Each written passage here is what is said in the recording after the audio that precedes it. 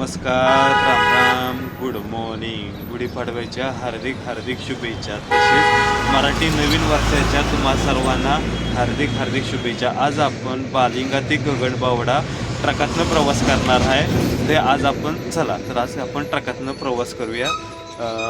पेट्रोलचा truck आहे, tanker आहे, त्याच्यामधनं आज आपण प्रवास करणार आहे.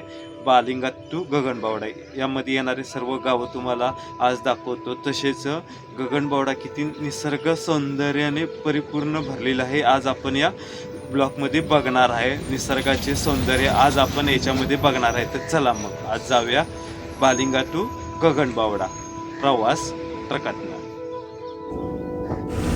अशा प्रकारे निसर्गाचे सौंदर्य आपल्याला बालिंगा टू गगनबावडा या ठिकाणी आपल्याला बघायला मिळते. आता आपण सावणमधनं निवडे सावण करत आता आपण समोर आलेलो आहे.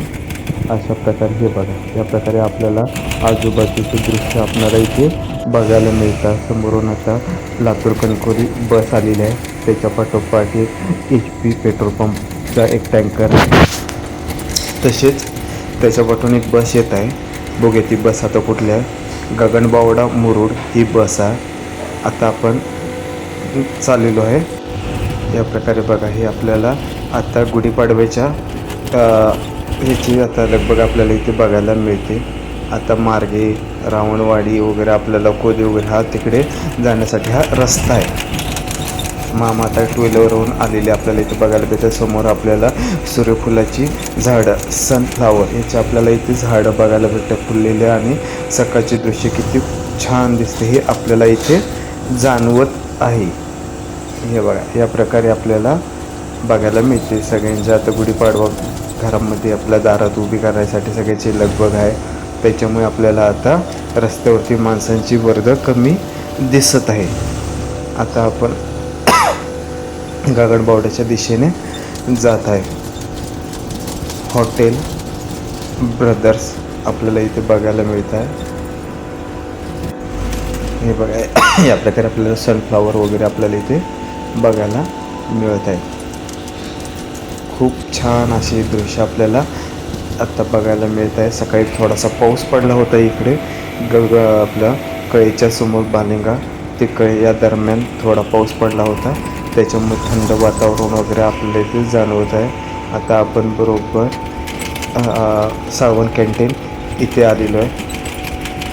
आज आपल्याला गर्दी खूपच कमी बघायला मिळते, कारण की सर्व लोक गुढी उभारण्याच्या याच्यामध्ये असल्यामुळे घराच्या नवीन वर्षाची लगबग असल्यामुळे सर्व लोक आपल्या घरी आपल्याला बघायला मिळतात. त्याच्यामुळे रस्त्यावरती आपल्याला इथे वर्दळ कमी बघायला मिळत आहे. तर खूप छान असा हा प्रवास केला आहे आपण. गगनबावडा, बालिंगा, कळी, साळवण, असवज कॅन्टीन. आता आपण असवज कॅन्टीन ते साखर कारखाना शांतीनगर या ठिकाणी आलेलं आहे. समोर आपल्याला DY पाटील साखर कारखाना बघायला मिळत आहे. आता इथे आपला साखरेचा हंगाम संपलेला आहे. ऊसतोडीचा हंगाम संपलेला असल्यामुळे आता आपल्याला इथे ट्रक वगैरे आपल्याला इथे बाहेर बघायला मिळत नाही. तर खूप इथे ऊसांचे ट्रक ट्रॅक्टर वगैरे आपल्याला या ठिकाणी बघायला मिळतात. हा बघा पुढे आता आपण समोर आलेलो आहे.